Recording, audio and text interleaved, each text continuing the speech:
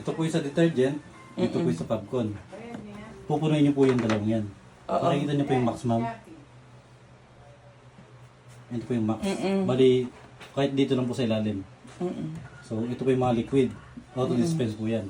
So, kung gaano po karami nilagay yung damit, siya na po yung bahalang mag-dispense. Hindi niya po ubusin lahat. Alright. Bali, good for 1 month na po siya. Good for one month. Okay. Tsaka kung gusto niyo po mag-powder, dito po kayo, manual. Bali, may 2 option po kayo. Kung sa liquid or sa Powder. powder end. Tapos, pwede na rin po dito yung Sunrox. Kung gusto niyo po. So, Mas. Tapos meron po siyang safety features. Ayun po, nakikita nyo. Hindi po siya agad na bunot.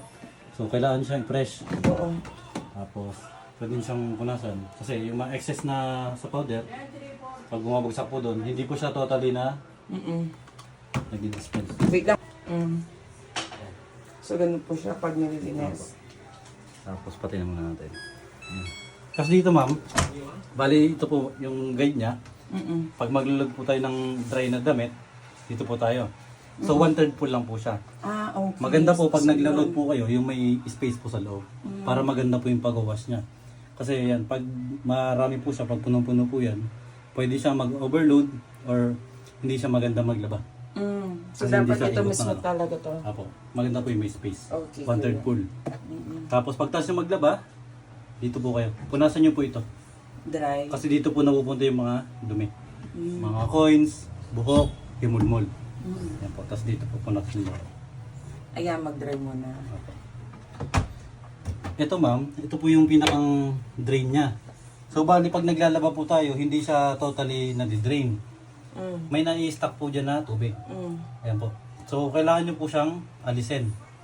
Para ma-check na rin po kung may nakabara po dyan sa drain. Doon. Para hindi siya bumaho, may stack yung tubig. Kuha po kayo ng Tupperware na flat o kaya tabo. Salain nyo po siya kasi pag dito siya, magbabaha po yan. Pag wala na po siyang tumutulo, pwede na po natin itong buksan.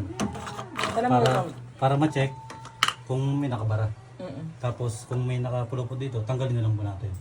I-brush nyo lang po siya. Ayan. Ito po yung once a week na pag-check. Once a week? Opo, maintenance niya. Tapos huwag na po natin kakalimutan yung mga takip. Tapos yung arrow po yan ma'am, ayan po. Kailangan lagi po siya nasa taas. Nasa taas. Kung nasa baba siya, pwede siyang mag-leak po dito. Pag ginagamit niya siya. Okay po, noted. Once a week po yun. Once a week. Bali, nakasaksak na po.